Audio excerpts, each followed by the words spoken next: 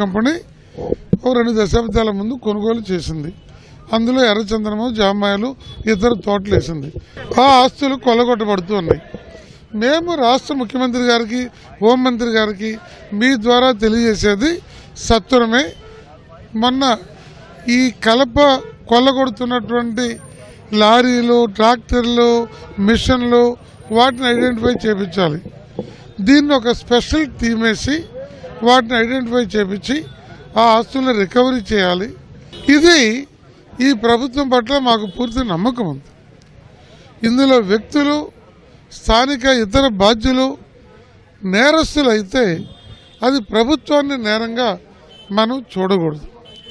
దీంట్లో రాజకీయాలు కూడా ఆస్కారం లేదు.